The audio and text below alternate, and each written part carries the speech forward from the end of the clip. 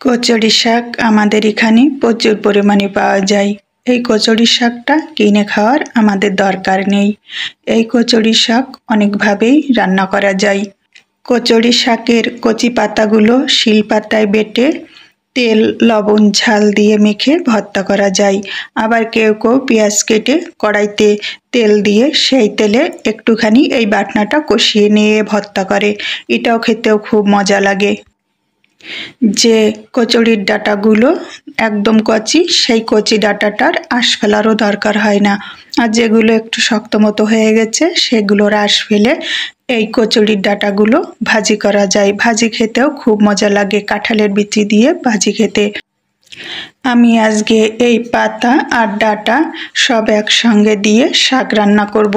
শাক রান্না করতে হলে জল একটু গরম করে সেই গরম জলে 1 চা চামচ পরিমাণ লবণ দিয়ে দিতে হবে। তারপর শাকগুলো দিয়ে শাকগুলো ভালো মতন সেদ্ধ করে নিতে হবে। সেদ্ধ করার পর যে জলটা থাকবে সেই জলটা খুব ভালো করে চেপে চেপে ফেলে দিতে হবে, তাহলে একটুও গলা চুলকাবে না। আমি এই ডাঁটাগুলোর একটু আঁশ ফেলিনি। একদম কচি ডাঁটাটাও যেমন কেটে নিয়েছি, শক্ত ডাঁটাটাও তেমন কেটে নিয়েছি, কারণ আমি এই শাকটা সেদ্ধ করে নেব। চিংড়ি মাছ দিয়ে রান্না করে খেতে অসম্ভব মজা লাগে। আর চিংড়ি মাছ না থাকলে কাঁঠালের বিচি দিয়েও খেতে খুব মজা লাগে। আমার কাছে আজকে কাঁঠালের বিচি কিংবা চিংড়ি মাছ কোনোটাই নেই, তাই আমি আজকে পেঁয়াজ আর একটুখানি চিনি দিয়ে দেবো। ওটাতেও এই শাকটা খেতে খুবই ভালো লাগবে। একটু তেল বেশি হলে বেশি মজা হয়। আমি শাকটা সেদ্ধ হতে বসিয়ে দিয়েছি। শাক কড়াইতে দিয়ে 1 বাটি পরিমাণ জল দিয়ে দিয়েছি। আমার এই শাকগুলো খুব ভালো জায়গার শাক, রোদের জায়গার শাক, তাই এটাতে আমি লবণ দিলাম না। কিন্তু যদি একটু ছায়া জায়গার শাক হয় সেই শাকটাতে অবশ্যই লবণ দিতে হয়। আমার এই শাকটাতে একটুও গলা চুলকাবে না। আমাদের এলাকায় মানে দক্ষিণ অঞ্চলের মানুষ এই শাকটা অসম্ভব পছন্দ করে। এটা অনেক রকম করেই যে যার মতন করেই খায়।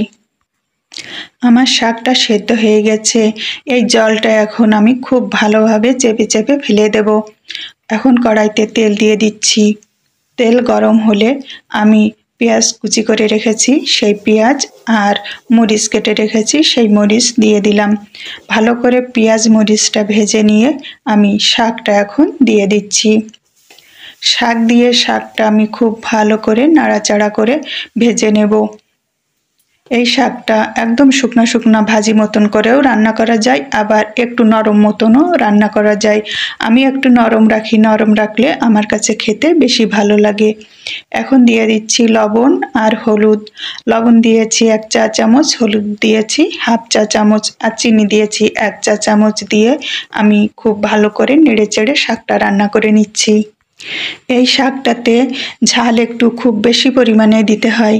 কাঁচা ঝাল দিলে খেতে বেশি ভালো লাগে, শুকনো ঝালে অতটা ভালো লাগে না। কাঁচা ঝাল বেশি পরিমাণ দিয়ে ঝাল ঝাল করে এই শাকটা রান্না করতে হয়। এই শাকটা ছেলে বুড়া সবাই খুব পছন্দ করে। আমি ভাতটা দেখে নিয়েছি, ভাতটা আমার হয়ে গেছে তাই নামিয়ে রেখে দিয়েছি। উনুনের জালটাও নিভে গেছে তাই আমি একটু জ্বালিয়ে নিলাম। এই শাকটা রান্না করতে নিভে জ্বালে সব থেকে ভালো হয়। শেষের দিকে এসে কাঠকয়লার আগুনে যে আগুনটা থাকে ওই আঁচেই এই শাকটা আস্তে আস্তে খুব ভালো মতন হয়ে যায়। আমি লবণ দেখে নিয়েছি, লবণ ঠিক মতনই আছে। আমার শাক রান্নাটা হয়ে গেছে, এখন আমি নামিয়ে নিচ্ছি। ভালো থেকো বন্ধুরা, আমাদের পাশে থেকো।